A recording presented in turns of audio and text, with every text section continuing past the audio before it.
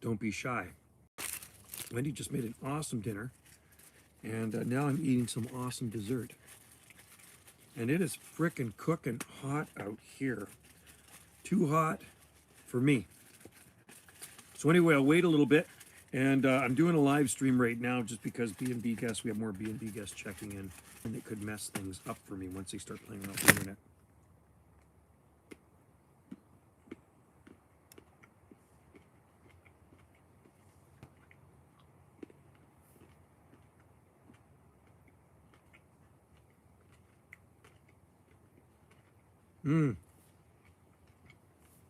Hello there. Don't be shy. Greetings from the Gulf Islands of Canada.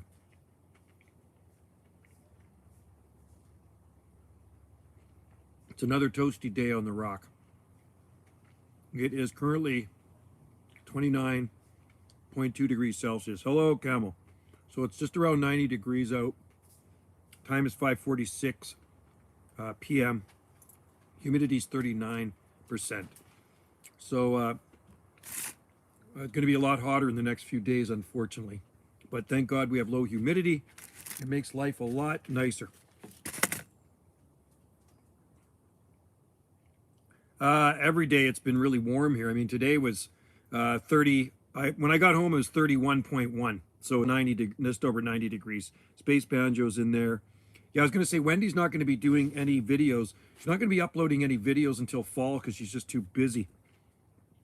85 here. Yeah, it's 29, just over 29 degrees Celsius here right now. But we were up in the low 30s, and humidity is extremely low. See, I'm not sweating. No sweat. No sweat here. So I was going to say, yeah, Wendy's not going to do any uploads on this channel till autumn because she's just way too busy. No new palms yet. What's the latest one we got? I think the latest one we got was the Parajupea. So no new palms yet. I did move around a couple of needle palm. We've been under a dry spell like you. Nothing. Yeah. Been so dry here for the last, well, since June. Before mid-June anyway. It's been really, really dry. And it's not good. So these palms behind me are on an irrigation system. And so that's why they look so good. Jacob. Well, lots going on. Just been really busy. The accommodations have been so busy. Exact opposite here. Well, it's been so dry. Grass has been turning brown in some places. Yeah, grass is pretty much, I would say, dead here. It looks like it's dead. In all the parks, we're at a stage 4 water restrictions now. And some of the lake levels are looking kind of low. I noticed the ponds in front of the public swimming pool I've never seen them so low. They look like they're on the verge of drying up. So the next few days are going to be up into the 90s again. And I'm really sick of watering the garden. And thank God when I got home, Wendy had watered the palm nursery. I water the nursery every 2 days. Well, they say it's going to be more like California in the future. The climate's moving this way, and then California is supposed to dry up. So they say the climate here in the next, I don't know how many years, because they talk about climate change, and I don't really follow it that much, but they say this will be more like San Francisco, and California is going to dry up and become like all desert, like all along the coast. So we'll see what happens. Anyway, it's feeling that way here. It's just really, really dry and scary because forest fire risk is extremely high. So we have to be really careful when we're doing things. We're not allowed to use chainsaws or any power tools in the bush. The recent South Texas flood dried and grass many birds. Crunchy. Is that right? Yeah, the grass here is pretty much turning to dirt now. Date palm. We do have date palms in pots on the deck down there for the B&Bs, and we do have one small one in the ground, the one that I put that nursery bucket over for the winter time. So I'll do the same thing. I think next winter I'm just going to flip up a nursery pot over top of it. Parajupea, I really don't know exactly what I'm going to do with the Parajupea terrellii. I mean, if it gets really ugly cold, I mean, it could get really ugly cold. Maybe this will be a really bad winter, and I'll have to put some Christmas lights around it or something because I really don't want it to die because it's a very expensive palm. Hello from Puerto Rico. Oh, I have a friend that lives in Puerto Rico. A lot of conifers here are turning brown, red. Yeah, the conifers here, they look okay. See the conifers? Well, that's broadleaf evergreen. That's an arbutus tree right there, native arbutus. But there's a conifer beside it. Up there, that's a Douglas fir. Douglas firs are very, very drought tolerant. Let me put this here. There. Yeah, Douglas firs are extremely drought tolerant plants. It's the cedars here, the Thuya plicata, that take a real beating in this weather. And you know what I do to get home anyway? I'm watering. I was working out in the sun today. It was just so hot. I was working down on the beach, and the rocks on this beach, like it was a sandy beach, but there's a bunch of rocks, sandstone along the shoreline. What is the weather in your country? Currently, right now, is about 29.2 degrees Celsius, 39% humidity. I'm in Canada, on the west coast of Canada, on an island in the North Pacific, so off the southwest coast of Canada. Anyway, we went out fishing the other day, which was pretty awesome.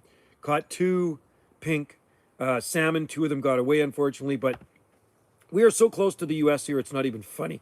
So we leave Salt Spring Island, and we got the south of Pender Island, which is right beside Salt Spring Island.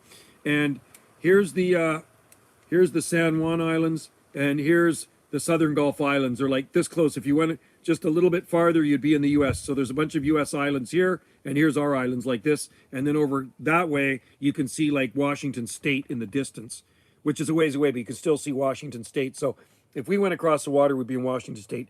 My 5-inch musabashi leaves have brown spots. Oh no. Brown spots. I might try to visit Salt Spring sometime the next 2 years, probably in the winter though. Yeah, if you like heat, you like it warmer and sunny, you want to come in the summertime. Wintertime, we do get a lot of cloud cover and it rains in the wintertime.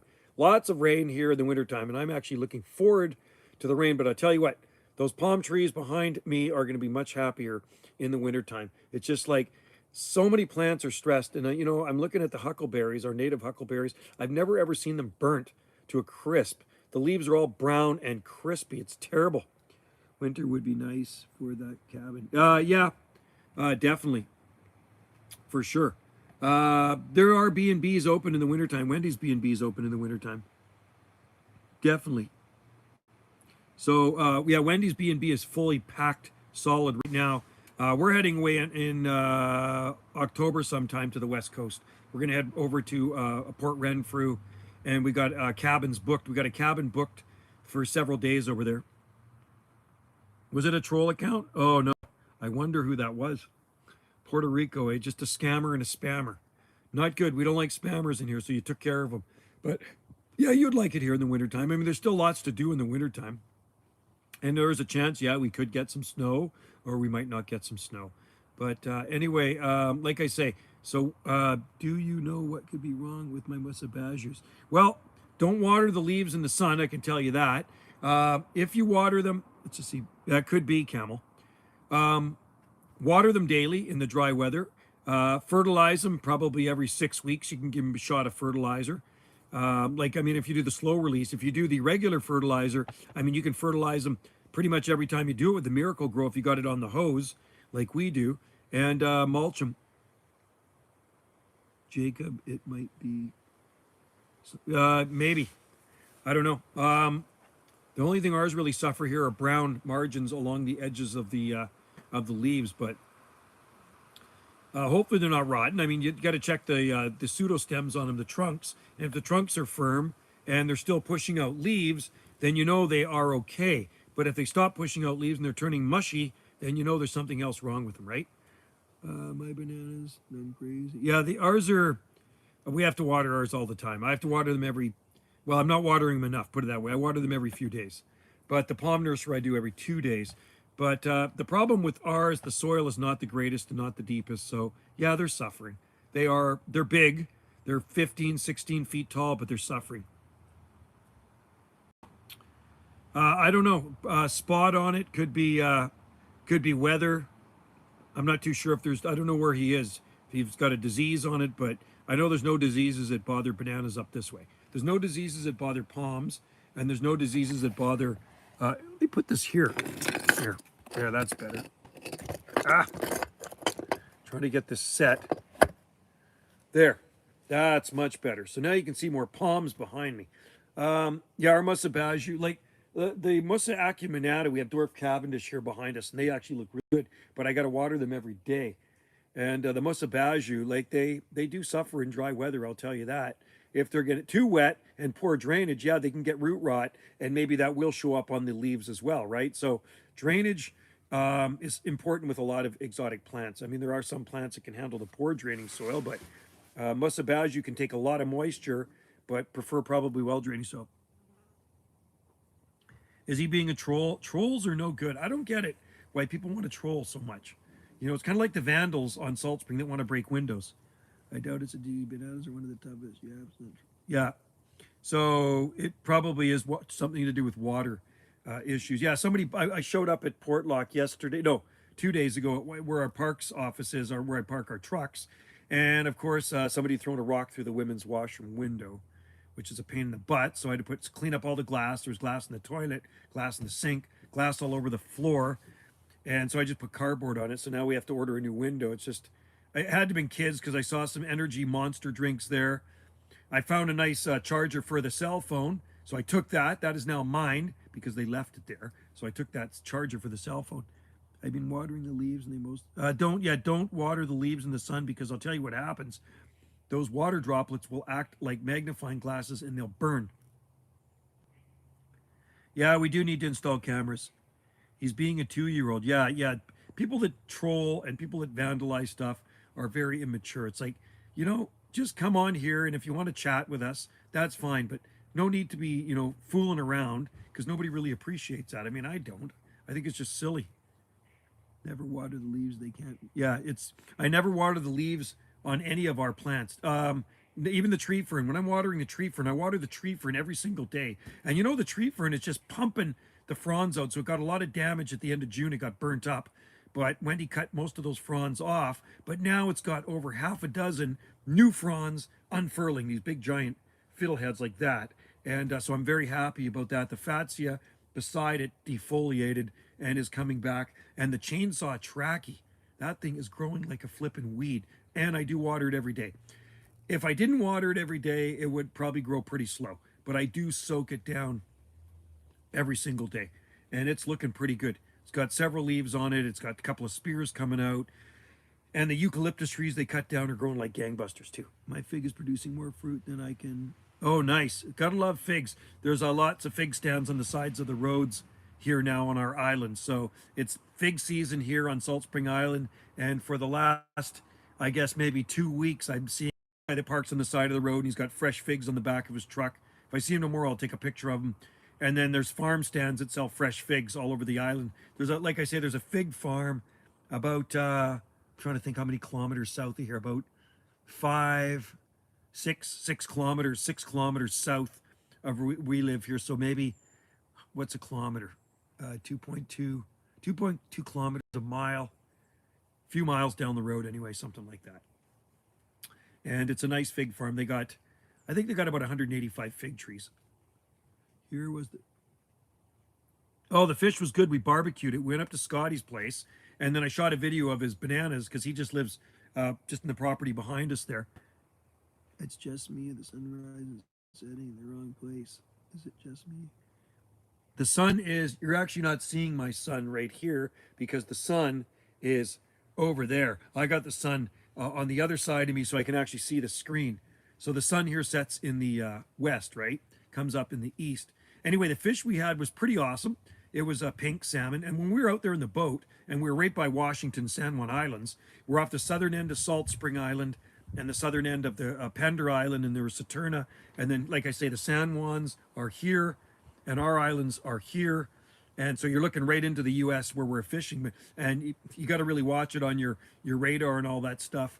They got the GPS that you don't go over into the American side because there are boats that patrol the Canadian and American waters.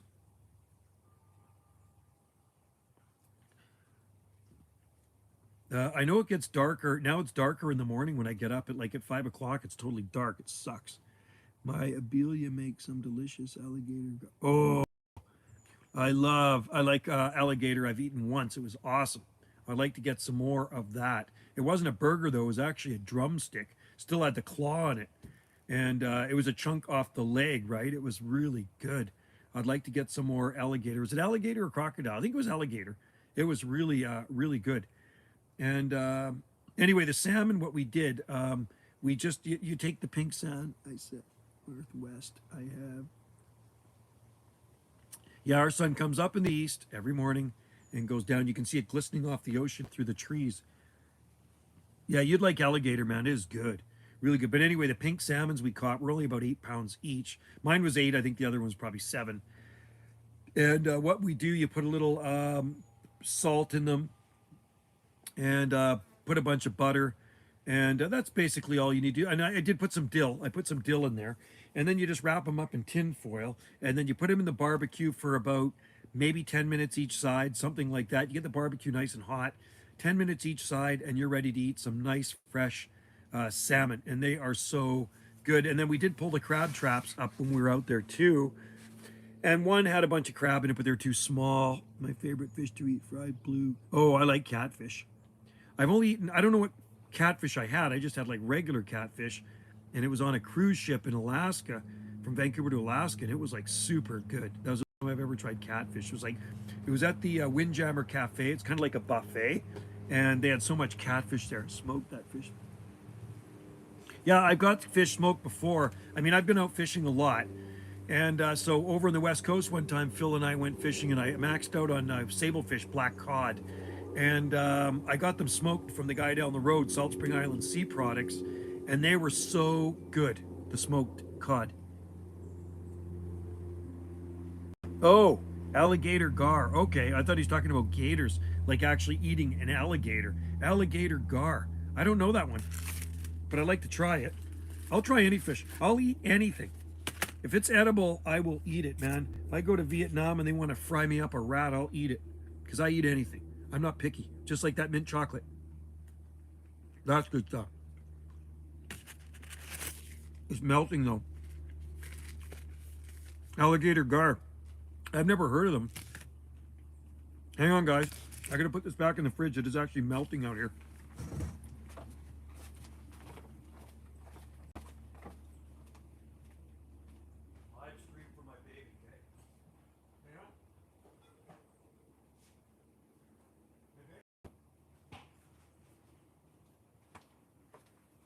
I think Wendy's getting the B&B ready. We got a one-night check-in. It's illegal to keep here. Interesting. Well, there's certain salmon you can't keep here either right now. So we're allowed to keep the pinks. Like I say, when we were fishing, there's salmon jumping all over the place. So we have a one-night check-in tonight. Wendy's getting it ready. And generally, we don't take any kids at our B&B, but the guy was stuck. So the guy shows up on Salt Spring Island without booking anything. So last minute booking, she had one night open tonight. He phones here and he's booking a room, and he's got 2 kids. And she says, well, I don't take kids, but he says we're stuck. So anyway, he's booking in at 7 o'clock tonight, and he's leaving by 11 tomorrow. So it's just a one-nighter. Regular gar, alligator get massive and are invasive. Texas takes in the canals. Yeah, I'm glad we don't have those here, because I wouldn't want to go swimming in any lake if we had gators, right? And I know they can go in lakes and stuff in Florida. You got to watch that. Probably South Carolina too. I don't know. I guess there's gators up in North Carolina as well.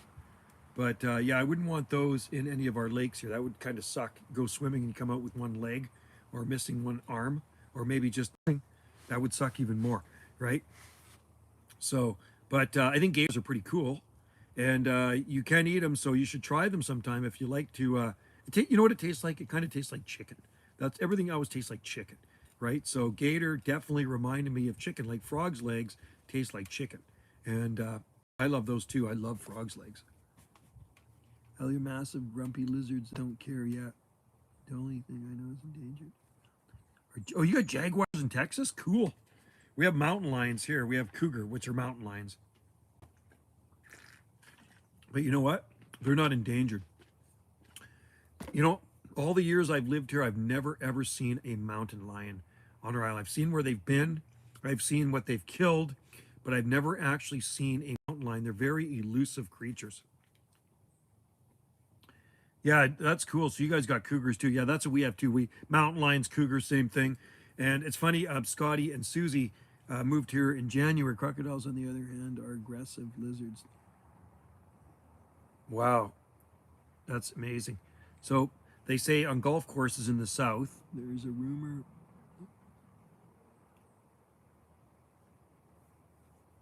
Blue cat, size of cars. Yeah, our cougars. I mean, our cougars are pretty good size. Probably maybe the size of a tiny smart car. Florida panthers. That's cool. Yeah, no panthers here. But once in a while there is a cougar attack, but not on our island. Oh wow, you saw a jaguar. Hey, that's a drag that it was dead. Bummer. Anyway, Susie, Scotty's wife, was driving home one night, and they moved here in January, and a freaking cougar walked in front of her car. She actually had to stop, and a cougar came across the road, just down the road from our place here, and she says it was huge, and it walked right in front of her car. I says, man, that's when because I always have my camera, I would have shot a video. I mean, not everybody shoots videos, but I would have shot a video of the cougar. That would have been more entertaining than the Chinese military soldiers marching, right? A cougar. So anyway, yeah, I've never seen one. I've seen bobcats. I've seen bobcats, but not here. I don't think we have bobcats on Salt Spring. Wendy seems to think we do. I've never seen one. Where I used to live, I lived out in the farm south of Vancouver, and we had bobcats. I've seen one out there. We had lots of coyotes. I don't think we had cougar, but we had coyotes. We didn't have any bear. Lots of coyotes though. They were like everywhere. And if you had small dogs, you had to really watch it because coyotes will take your dog. And the cougar here, they will kill your sheep. And I would suspect they probably kill your dog too if you got a small dog. So, no blue catfish there, the size. Oh, blue catfish. Rare, there's red wolves. Wow, there's wolves on Vancouver Island, but none here. We don't have any wolves. There used to be wolves on Salt Spring, but the early settlers wiped them all out. There was elk, bear, wolves, and they all got wiped out many moons ago. When quarantine was mandated heavily, the wildlife came, but unfortunately. Yeah, well, we never had any quarantine here on Salt Spring. We never had any lockdowns or quarantines, so. But so everything's basically stayed the same here on Salt Spring Island, except a few people wear masks. Red wolves are very few in numbers. I think 100 left in the wild. That's pretty rare. 100 left in the wild. Where are they native to? In South Carolina?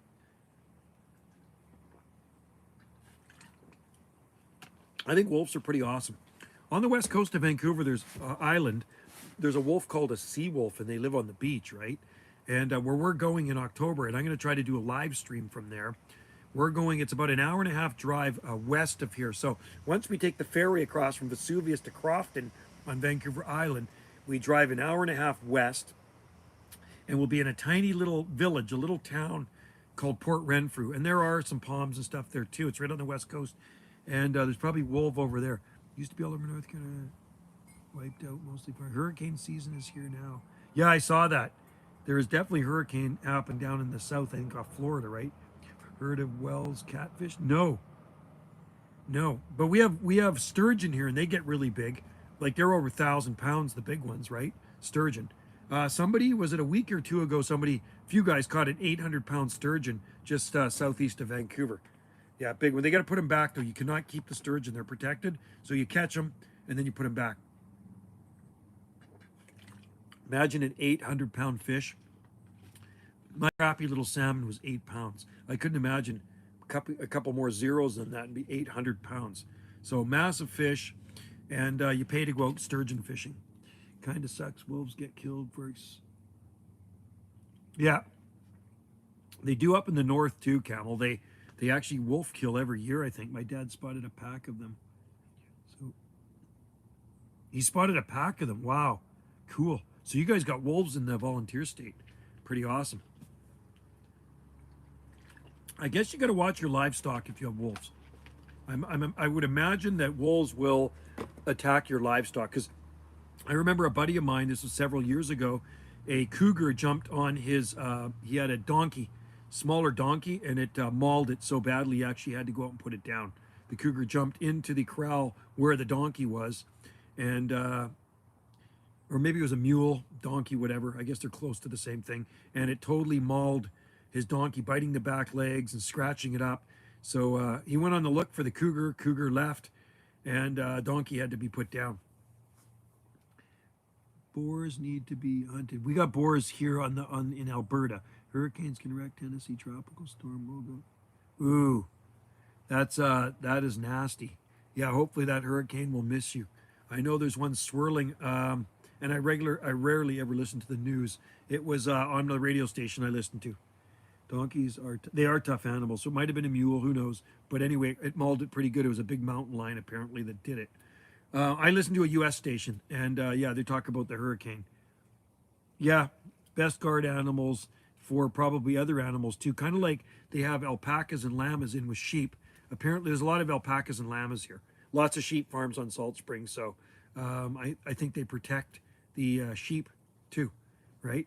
Llamas and alpacas. The only thing we have is an 8-pound Yorkie guard dog, and I don't even know where he is. He doesn't like the heat. He's actually kind of sick of this heat now. If I had time, I'd take him to the beach, but you know what? I went out for a motorcycle ride instead. And a lot of times it does cool you off a little bit, but today it didn't cool me off. It was just too hot. What year has been inside a tornado? That'd be awesome to be inside a tornado and shoot a video of it. Be like a freaking big blender, right? Be scary. Kangles are huge dogs that wear split in the open, fend off walls. A Kangal. Cool. Never heard of it. Interesting. Very interesting. You can see the cedar tree right behind me, right there. That's a native western red cedar. Beside, there's an arbutus, and there's a cedar right there. Those are dying off rapidly now. It's just they don't like the dry and the heat, the long dry spells. So there's a lot of them dying off over the last probably 10 years. There's not really a lot left on our property. There's some, down in the ravine, there's some nice ones, but all the other ones that are up here, most of them have died. Big one up there dying, just about dead. That one's probably going to be on its way out. They're enjoying the heat, but I'm not watering them enough, so they're not really doing much because I just don't have time to water them. They need water, and where they are growing is extremely dry. So yeah, they're probably liking the heat, but they'd be a lot more happy if I could water them. And those sables, maybe I water them once a week, if that, not enough. It would be scary to be inside a tornado, but man, could you imagine if you had a camera? You would get a viral video right there. You get like the most awesome video inside a tornado. And I think what happens with a tornado, it sucks you like this. It goes up and it spits you out the top, right? So you probably didn't get spit out the top, but I couldn't imagine being in a tornado. And I heard it's really loud. I heard tornadoes are extremely loud, right? Like a blender going. Is that true? And there's chunks of stuff floating around like 2x4s. Could be a car floating around in there. Maybe someone's cow. It's like, I mean, they're spinning, what, at a few hundred miles an hour, aren't they? It's insane.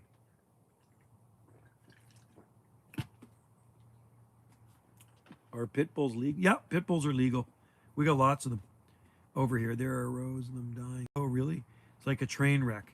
Wow. Yeah, no, a lot of people have pit bulls here on our island. They're totally legal. Yeah. Our friend has one. Actually, Scotty and Susie have a super nice pit bull. And it is like the sweetest dog. Kona. His name is Kona. And our dog likes him, and then Kona likes our little dog too. I hear the tree frogs going right now. You know, guys, I'm really looking forward to fall. I'm, you know, as much as I like summer, I'm ready for it to be done with now. I'm so done with summer. We need rain, and I'm actually sick of coming home every day and watering the garden. I'm so tired of it.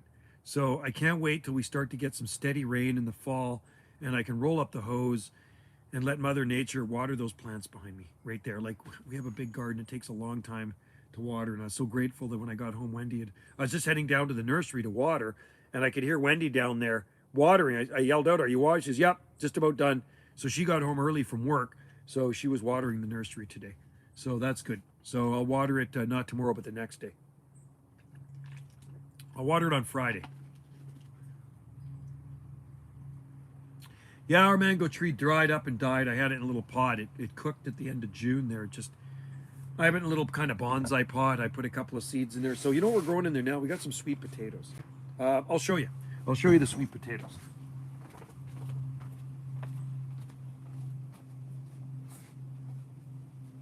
We're bonsaiing. We have bonsai sweet potatoes. So I had the in this little pot here, I had mango growing, right? And it got too hot and too dry, and it just totally cooked it and killed it in that heat.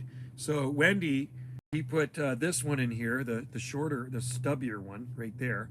And then I put this bigger one in here. Look at them growing. So those are sweet potatoes right there. and they're growing really good. They like the heat. See how they just sprout out of the potato? It's pretty awesome, isn't it? And they are, oh, they're totally rooted in. So that's our bonsai sweet potato. Little forest of sweet potatoes. And no, they're probably not going to amount to too much, but they do look pretty cool, don't they? So they do grow them here and they sell them in the market. They sell them down at the farm stand down the road. They sell sweet potatoes and melons and all that stuff. Lots of watermelons. They grow ginger here too. That Foxglove Farm grows ginger, really good ginger. Robusta Philippa dates, 20-acre property. Oh, that'd be awesome. That would be nice. I love Washingtonia Robusta, but they're a short-term palm here. Those are long-term. Washingtonia are short-term. There's one guy that lives in Alberta, and he keeps wanting to grow palm trees there. He keeps posting on my page, and there's another guy that posts in Edmonton. He's got these palm trees beside his house, but the work you would have to do to get a palm tree to survive anywhere in Alberta would be horrendous. I mean, it gets so cold there, and even if the power went out and you had a thermal cube, your palm would be a palmsicle. They had Robustas for sale at Lowe's, 2 price. Yeah. I've grown tons from seed, and I would never buy any. The very first palms I ever bought and put in our garden were Robusta, and they all died. Yeah, they probably do really good there too. I guess until the weather gets really cold. Near the coast, they're fine in South and North Carolina, but inland, I guess they're going to need some help when it gets cold. Like here, I know of them growing in Seattle. There's a guy that posts pictures all the time, and they can last a long time. I mean, but you get that really bad freak winter, and that's enough to take it out, right? So there was one here it was over 8 years in a guy's garden. And it was pretty big. Like it had a nice big fat trunk on it. And it was featured in HPI, Hardy Palm International, a couple of times. One of the guys came over and took photos of it. 2-year-old Robusta for sale, $20. 22 years old. Okay. There's some in Charlotte. Oh, yeah. Yeah, no, there should be some nice ones there. I've seen pictures of them growing in South Carolina, big ones. North Carolina, too. And I'm sure there's probably some in coastal Georgia, too. Lots of them. You go to Savannah, I'm sure there's some nice Robusta in Savannah, Georgia. Definitely lots of them in southern Texas. And that's the end of that. 2-year-old Robusta for $40. Yeah, so, yeah, that's BS, that, Zach. The guy that posted from Alberta, that building with palm trees around it, I think was completely photoshopped. I don't believe that for a second.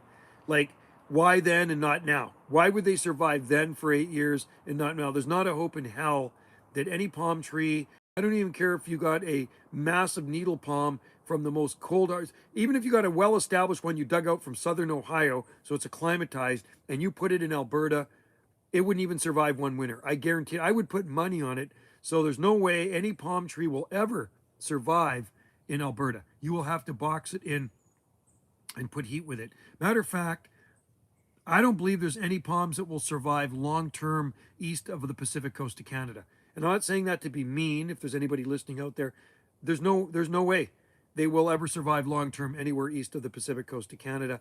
I know that for a fact. And the winters are just too cold. It's just too prolonged to cold. Yeah, there's people that try to grow them, and that's awesome. I think it's great that people try to grow palms in other parts of Canada, but you will always have to protect them.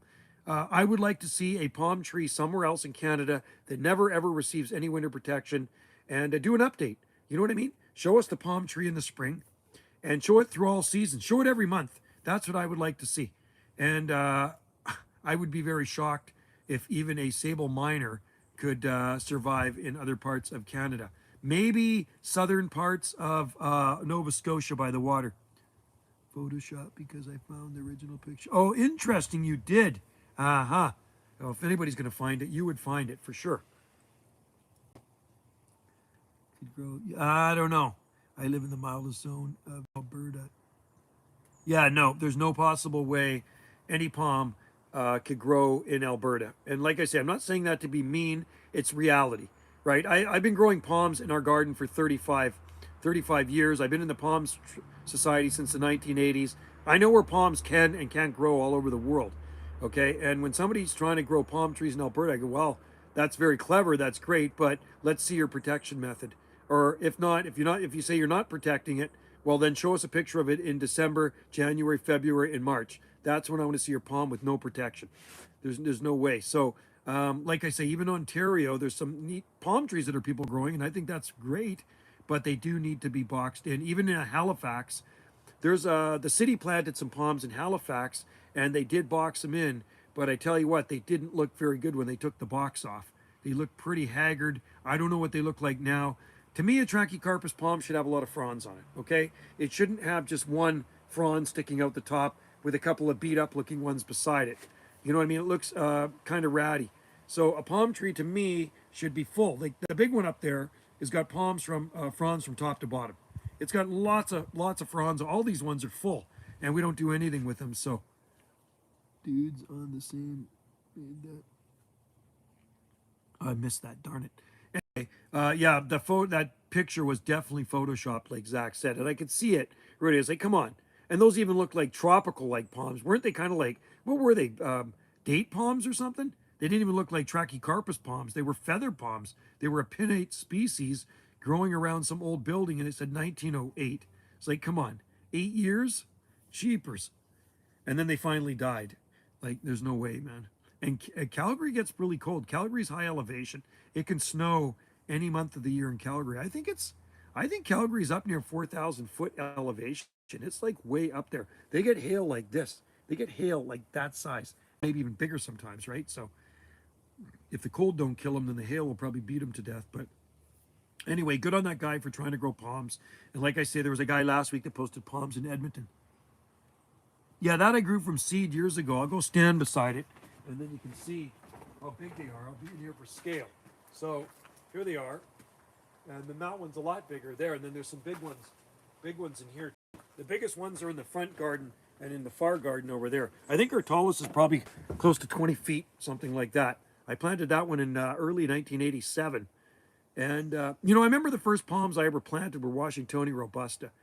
And I put little shelters over top of them. I put 2x2s in the ground and just a cover on the top. Just a piece of 6 mils, open all the way around. And they all died the first winter. And that was when I lived on the mainland southeast of Vancouver. And did everything wrong. First of all, I bought the wrong palms. I was in the wrong growing zone. And I should have been putting heat with them. But nobody knew to do that back then. Not a lot of people were playing around with palm trees like that. So, and then I got smart and I planted Trachycarpus fortunei. And so the Trachycarpus fortunei I have in the garden, the oldest one, it'll be 35 years in February. 35 years in February. And that one I didn't grow from seed. I bought it when it was like really small. I had it in a half barrel for a few years. And then when I moved here, I put it in the ground. It was very small. And now I guess it's upwards close to 20 feet tall. And it's pretty neglected actually. And I did fertilize it in the spring. I hit it with some slow release, and because it was kind of looking yellow. And now it's looking super green. I water it once a week. Once a week I go out there and I water the garden out there. So I watered it yesterday, and I'll water it, I guess maybe Sunday. Yeah, maybe Sunday or Monday I'll water out there again. A lot of drought tolerant plants out there, but these palms out here, there's actually an irrigation system that goes through them. And it seems like, I think Wendy turns it on every couple of days. It's kind of like their 1/2 inch pipe I put in with risers, and then they got these 360 misters on top. So they're pretty happy palms. And then you can see the big arbutus tree right there, which can get by with pretty much nil for irrigation. Those are native, right? So cancellation. Uh-oh, Wendy's got a cancellation. That's not good. I got to go tell Wendy. Hang on. Hey, Wendy. Wendy. You got a cancellation, it says. I don't know, it just says cancellation. It just popped up on the library. So I don't know when it was. I don't know if it's for now. Maybe it's this guy. I don't know.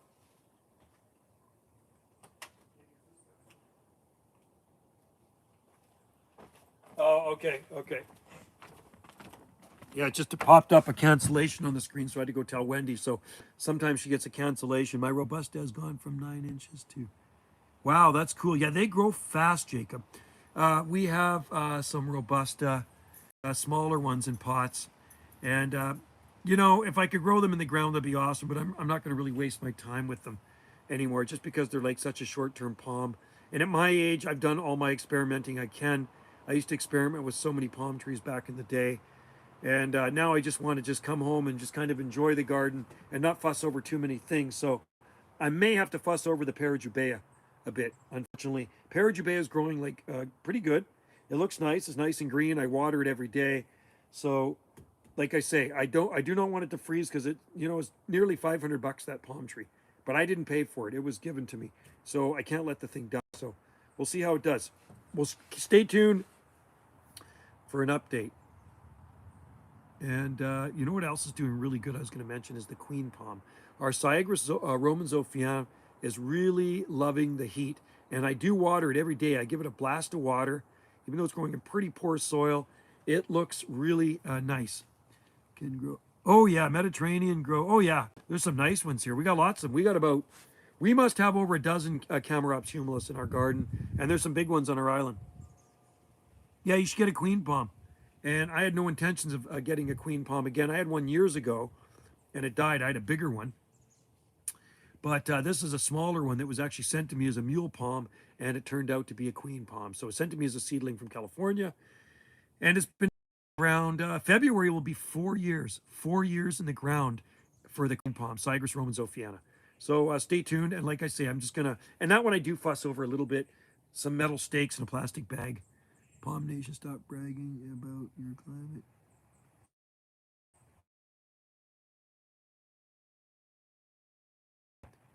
You could definitely one in your garden. I would definitely give one a shot. It doesn't hurt. And South Carolina, you should be trying a whole bunch of stuff. I definitely would. You know what? Milk your climate for all it's worth, and that's all we do here. We try to plant what grows in our climate, but sometimes it is fun to push the envelope, right? You plant a few things that they may have a chance, and actually sometimes surprise you. I have to put somewhere. You know what you should try is Chamaedorea radicalis. Now, I did a video on that and I uploaded it this morning. And I planted that in 1997, so 24 years. Chamaedorea radicalis, the dwarf parlor palm, is a really nice palm tree for colder areas. So worth a try. I'm not too sure. These guys know better than me. I gotta put. Let me just put these back. These sweet potatoes. Put them back up in the sun. Yeah, what are you doing?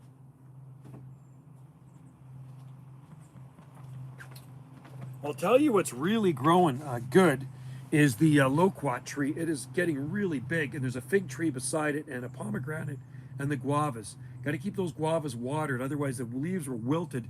I missed a day, and the leaves actually wilted on them. And I see that's the problem. Like I say, the drainage here is extremely fast in the rocky, poor soil.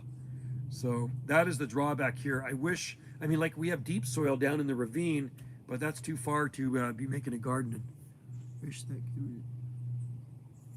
Yeah, or just come in and just chat normally like everybody else does, right? You know, some people just like to troll around, I guess. Only time I troll is out on a fishing boat. We troll. So when you're fishing here, we had 3 rods off the back of the boat, and you're trolling. Where to get Vijoa? Yeah, they sell them here at the nurseries. We have 2 Vijoa Sellowiana, and there's some nice ones on Salt Spring Island. They will get fruit. Better pollination if you have 2. And hopefully those will get fruit one day. We've had one in the ground for a lot of years, and I moved it from the front garden because Wendy had it planted under a big tree, and it was stress. Yeah, you should try one. Pineapple guava is one of the hardiest of the subtropical fruits, so definitely worth a try. Fish trolling, yep. Angler, yeah. And man, it was sure nice out on the boat though, fishing that day. We went out for, I guess it was closer to 5 hours, and it's an expensive fishing trip. I didn't pay for it. Our buddy Phil paid for it. Scotty came along, and Scotty had 2 nice fish on the line. One got away, just both got scooped with the net, then he caught another one, and it got away, but that's all right. We went up to Scotty's and we barbecued him. He let us use his barbecue, and we had some drinks, we had salads and stuff like that. It was great, and it was a fun time. And Scotty and his wife were really nice. He's got an awesome exotic garden, lots of palms, lots of bananas. Sup, Caleb, how's it going, man? Hope all is well in Oregon. I know it's stinking hot there too. It's It's warm here, but we got a bit of an ocean breeze. You can see the palms moving behind me, so nice ocean breeze, but it's still pretty warm. I'm guessing it's probably at least 28 degrees still.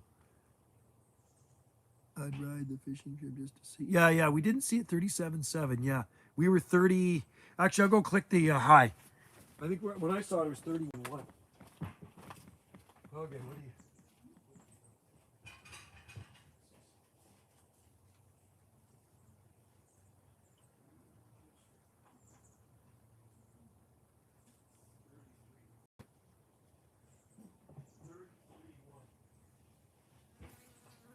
Okay, guys. The high temperature here. The high temperature here was 33.1 degrees Celsius today. So it was up there. It's pretty warm. Tomorrow's going to be hotter. The next day is going to be hotter. And the next day is going to be as hot. So I think we're going to be up 35, 36, something like that, which is too hot for me. But at least, like I say, the humidity's low. It's very low right now. So, and the breeze makes it feel really good. 35 C. Yeah, I think we're going to be up to 35 tomorrow. Back from the river. Yeah, the river would be nice. Good swimming. Lakes are sure busy. Eh? What's up, Jacob? Yeah, I was going to say the lakes are really busy. I'm going to go. I got to go to grab a drink of water. I'll be back. Just enjoy the palm trees for a minute, guys.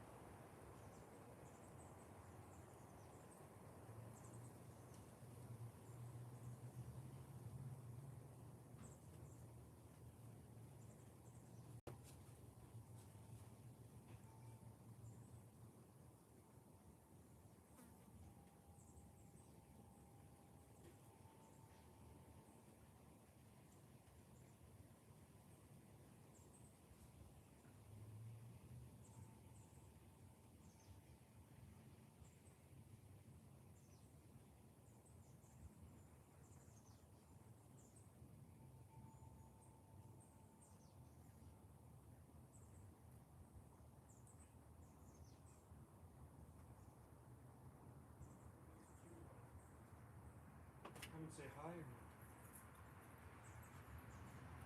or no. Okay, guys, back. Oh, I got to show you something.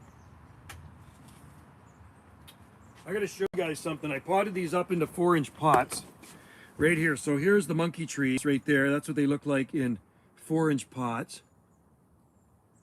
Look at that. Isn't that a beauty? I was talking to Wendy in there. I told her to come out and say hi. So these were in 2.5-inch pots. And man, they're hot sitting in the sun. So I sowed the seed for these on January 22nd, 2021. 7-gallon eBay. Oh, cool. 140. 7-gallon. 7-gallon, that'll work for you nicely. Anyway, so that's what the baby monkey puzzle trees are looking like right there. So that's Ericaria, Ericana. Aren't they kind of cute when they're that small? So I'm going to let them get a little bit bigger, and then I'm going to put them in the ground. But these are locally grown monkey puzzle seeds. You can see the seed right there, still attached to the baby monkey puzzle. Yeah, they're kind of cool, eh? The little babies. There are 3 of these in pots. I mean, we have lots in our garden, big ones. But these, and I've grown some from seed before too. And I got the seed from a friend of mine that has a forest of monkey puzzle seeds, or monkey puzzle trees on the south end. Jim, the monkey tree man. And it's pretty amazing. You'd have to, well, I got a video of his place. He's got monkey puzzle trees everywhere, the guy. He wants to reforest clear cuts with monkey puzzle trees, which I think is pretty awesome. Like me, I'd like to reforest with palm trees or maybe redwoods. There's a giant one in Newport. Oh yeah, I've been to Newport lots of times. There's lots of monkey puzzle trees in Oregon and lots of monkey puzzle trees on our coast. Oh, look at that jet trail. That looks sweet. I gotta grab my camera. Hang on. I'm seeing an awesome jet trail. Hang on, guys. There's an awesome jet trail out there. I gotta take a picture of this cool umbrella.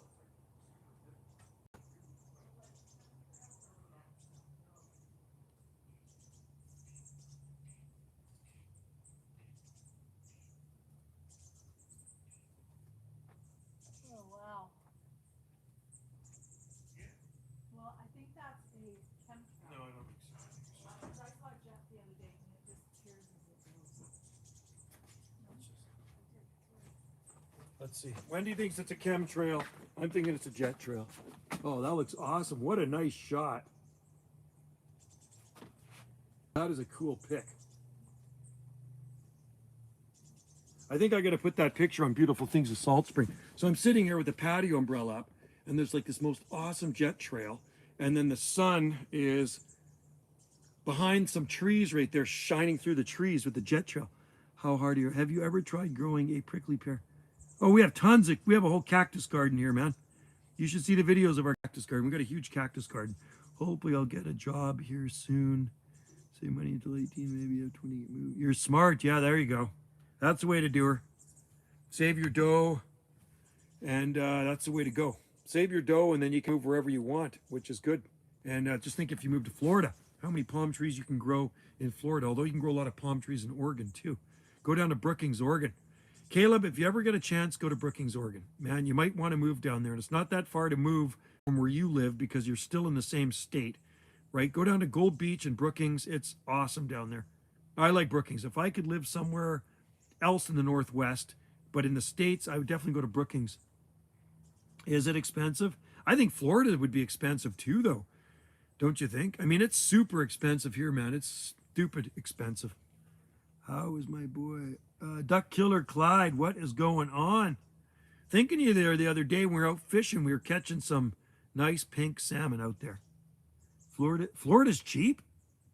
I thought Florida would be expensive. I didn't think it would be cheap. I thought it'd be like the opposite. Yeah, wow.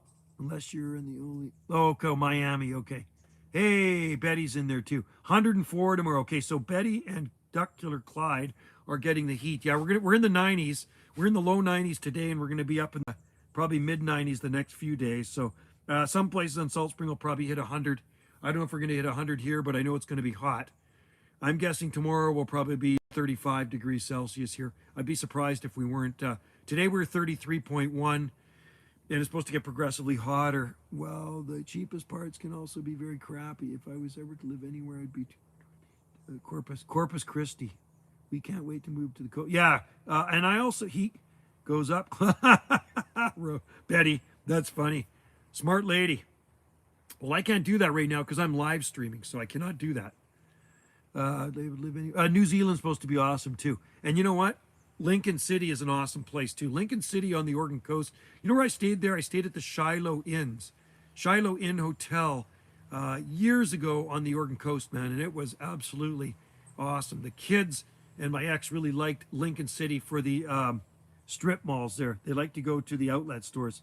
Yeah, Lincoln City is a really cool town on the Oregon coast, and you can grow a lot of stuff there too. That's where we're... Oh, you're going there on the 20th, right on. Well, you know what, Caleb? You could think about staying in Oregon, too. I mean, there's some really nice places on the Oregon coast. You know that? More importantly, you need a home that's... Yeah. That's the only problem if you live in Florida. I mean, there's a lot of gators down there, man. You can't just go swimming in any pond. 21st is my birthday. Oh, awesome. Okay, let me guess. You're turning 39 years old, right? You were born in 1982. I remember you telling me that. You're turning 39. And Betty is 38, right? I think Betty's 38, or going to be 38. Instead of Betty giving me a cake. You're a bad boy. Bad boy. But that's why I like you too. You are just bad. 39. And yes, see, I was right. I'm testing my memory, Betty and Clyde. So 21st. What is it today? The 10th? So 11 more days at your birthday. Are you going to go hunting for your birthday? Birthday's on. Oh, yours He was born in 75. 75. Banana cream pie. Ah, banana cream pie. You know what? Betty, I've not had a banana cream pie in a long time. I love banana cream pies. You know what I like? Is that the Cheesecake Factory is the banana cheesecake. Matt Gapper. She's a hot one. Yeah, I gotta love Betty in there. Betty is a wild one. And I think Clyde is the same. They're both wild together. The sandwiches at casino in Lincoln. Oh, cool. There's a casino there? I don't remember a casino when I was there. I was there, last time I was in Lincoln City was 2004. God, it was like 17 years ago. I cannot believe. Wow, the first time I ever went down to the Oregon coast would have been 94, I think. 95. Lemon meringue pie is good too. Yes, a giant dude. Cheesecake Factory is the bomb. Yeah. Chinook wins. No more Shiloh Inn. What happened to it, Betty? Casino as being there. I don't remember it. So what happened to the Shiloh Inn? Did it change names or is it, did they rip her down? Shiloh is gone. It was right on the ocean. Did it really fall into the ocean? No. Oh, it ran. Okay. It's run by a tribe. Once all stout works at Cheesecake Factory swept it away. Yeah, right. I remember staying there, and I remember it being pretty windy on the beach side, but it was pretty awesome, actually. I wish I would have had a kite. You go down to Florence, and you go down to Old Town, and there's this really neat kite shop, and I just remember everybody flying kites down there. Y'all need to go to Moe's Fish Store, Moe's seafood restaurant in Florence. How do I move my boutia? Oh, I got a video on moving boutia. You know that? First of all, you got to dig a big root ball as you can and wrap it up for the journey. Wrap a tarp around to keep it moist. And if it's got a lot of fronds on it, you might want to cut off a few fronds just to relieve the stress. Use some transplanter liquid. And I got a video, it's actually on this channel, I think, of moving a Boutia aerospatha about 5-6 years ago from Grace Point. And yeah, it was a big one. He planted it small and it got big. He took it with him and it's growing in his yard in Victoria. And it got stressed for a few years after the move, but apparently it's doing good. Yeah, lots of water. The key is lots of water. Pick my windmill bananas this year. Do bubble wrap on the bananas and mulch them. The windmill, I mean, you could wrap it up too when it gets really cold. I don't know how long. I don't know how cold it gets there and how long the cold stays. That's the thing. It's how long does it stay cold for? Cavendish. Bring it inside, Cavendish. Zone 6B. Oh, you're in Zone 6B. We have Cavendish here, and they look pretty awesome. I'll show you. When I went to Santa Rosa, Mexico last year, had some good launches. Cool. Beef in it sounds good. Yes, they do. My son was married to a Latino. Okay, I'm going to show you something. I can move this thing around. See this? Here is a, where is it? Where are we? There is a dwarf Cavendish right there.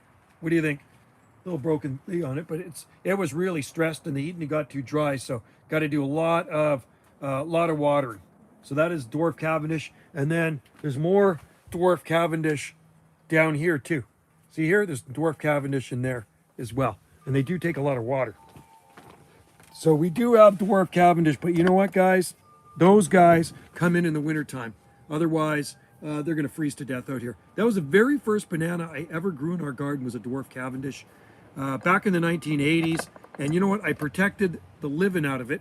I boxed it in with a cardboard box. I filled it full of straw. Those leaves, it was dry leaves. And I put a tarp over top of it. And guess what? It still froze. It still died. So anyway, we're going to go for a couple more minutes here. I think the B&B guests are checking in. We got B&B guests checking.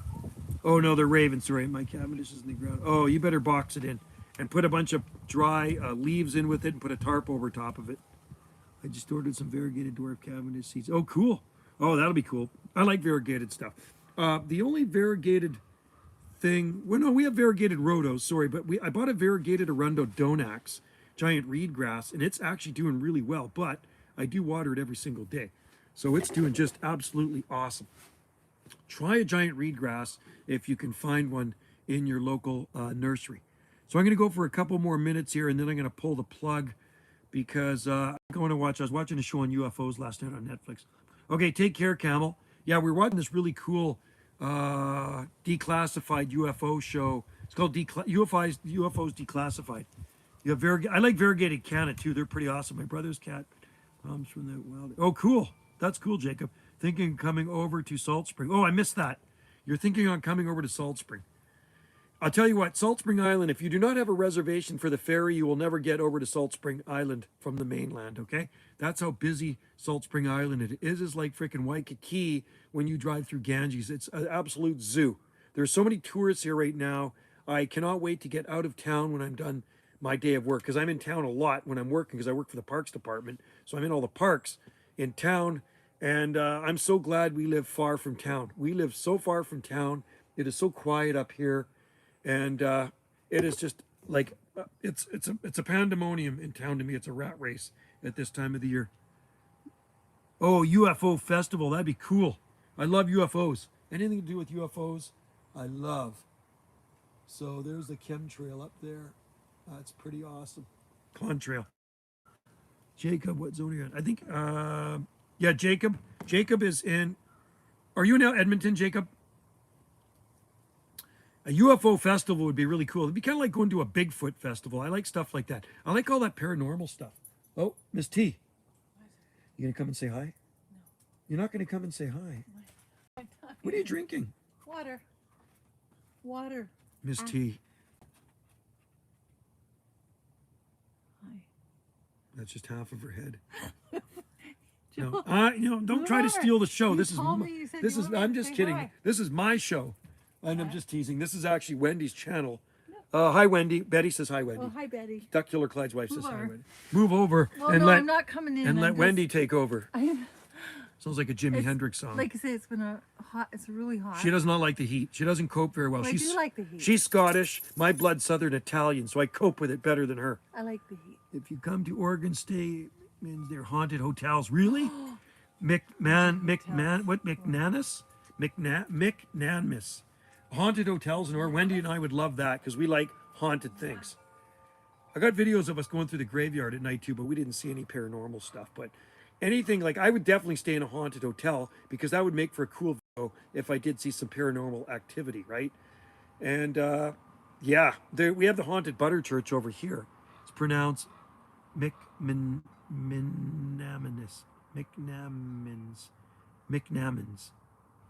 That's a weird name, eh? What is that, Scottish or something, or Irish? Wendy's Scottish Irish, but she is not coping in this heat well. Like I say, she does not like the heat, and a lot of local people here do not like this heat. So anyway, I would like to stay in that hotel. It must be cheap because it's haunted, right? Or is it more expensive because they promote it? McMinimans. Oh, okay, cool. McMinimans. I have to Google that. Maybe they're on TripAdvisor, huh? McMinimans Hotel in Oregon. Hey, I think they're on TripAdvisor. I wonder what their ratings are. I'd like to see what their the comments are. Got scared by a ghost. McMinimans. Cool. So is it really haunted? Have you guys stayed there before and seen any paranormal activity? The haunted Butter Church is in Cowichan, and it is haunted. I don't get how people think we are the only ones in this universe. Oh, I don't. I know. I think there's more out there than us. There's cool. The universe is so vast, so I keep an open mind. I always keep an open mind, right? And we don't know what's out there, but these files, the UFO files is actually pretty good. Disclosure, I think there's about 6 in the series, and it is on Netflix, so you should watch it. It's actually really interesting. From the first one that they got down at Roswell, New Mexico in 1947, and then it goes from there. So we're on the second episode of it, and I think I better start watching that right now. So I better pull the plug on here, folks, and I thank you guys for coming in to the live stream. I'll try to do a live stream this weekend if there's no B&B guests here on the internet. We're gonna have B&B guests, but I can do it when they go out if I have time. I'm just so busy. Like I've been so busy with work and then the nursery and stuff. Joe, Google Moza Beach Distillery haunted restaurant or just south of San Jose. Cool, nice. Google the haunted Butter Church. That's okay, Caleb. How often you see aurora? You know what? I've only seen it once. I never see it here, Duck Killer Clyde. I've only seen that once at my last location when I lived near the Washington State on the mainland. House, I'm in a ghost hunt and I go, but I've heard some. Wow, that's cool. I think that's awesome. Well, I've never seen a ghost before. I mean, I've seen that swing move at Drummond Park in Fulford, and whether it's the some wind doing it or whatever, but I mean, when I shoot it, I'm not seeing any. There's no wind blowing, so I mean, there's got to be something else moving it, right? Can you give me your moderator on this channel? I don't. How do I do a moderator on this channel? I don't know how to do a moderator on this channel. This is like an iPad I'm on. I'm not too sure. I could do it when I'm on the iPhone. I'm not too sure. I guess I maybe have to click your name when you come up. So say something and I'll click your name. And then maybe you can be a moderator if I click your name. Not sure how that works. This is Wendy's new iPad. It's actually really cool. I mean, look at the clarity. It's like super clear, right? Let's see. Caleb. Moderator. There we go. Got it. There you go. So what I had to do was click your name. And, okay, I missed the Mexican one there. Okay, so you're moderator on Gulf Island Rock now. So anyway, guys, I should roll, and I got to get another drink. I drank quite a bit of water today. I got to drink more. Okay, there you are, Caleb. You're in blue on Gulf Island Rock. So, like I say, so Wendy's not going to be uploading any more videos on this channel till autumn because she's just way too busy with work and the B&Bs. You feel special. Yeah, she's been just swamped with work. So she goes to work at another resort. When she gets home from work, yeah, see you later, Duck Killer Clyde. And see you later, Betty. Thanks for coming in there. And you can easily move your boutia. It won't be a problem for you, right? Just make sure you keep it really watered well. Yeah, have a good night. Are you also custodian? Also custodians? Custodians, Island Rock. No, we're just Gulf Island Rock, and this is Wendy's channel, right? But yeah, I'm in a lot of her videos. But like I say, she's not going to be uploading any videos till autumn because she's swamped at work. And then when she gets home here, she runs 2 accommodations and she's booked out solid for the summertime. And she's still getting bookings beyond that. So when things slow down in the autumn, it might be October, then she can start uploading more videos. So every so often, I will do a live stream here on this channel. All right. Looks like I'm looking away. I should be looking there. I don't even know where to look. There's a channel by the name. No, not us. This is Wendy's channel, Gulf Island Rock. And then I have Banana JSSI and Jungle Josie. So I have a couple YouTube channels myself. Do you think my seeds will make it? Yeah, because it's the US. I think they will. I mean, it's a US territory, so they should come through, not a problem. All right, guys, take care. I'm going to sign off here now. And have a good one out there. Enjoy the heat wave, you guys. Keep your palm trees watered. And I'm going to go inside where it's a little cooler. We got some fans going. I mean, the wind's okay, but it's kind of going more over top of me. Okay, cheers to you guys. Thanks a lot for joining in the live stream. Bye for now. All right, see you later, Jacob and Caleb and everybody else, and Zach and Clyde and Betty and anybody else that's in there. We had Space Banjo in there too. Still waiting for my teakeel seeds. Yeah, hopefully they're true seed, Caleb. Yeah, hopefully they're true seeds. Any teakeel seeds I got seem to be not true teakeel seeds. They were like 4 ridges instead of 2. When the seeds, but they have 2 ridges, they're supposed to be true teakeel. So anyway, guys, take care and adios, amigos.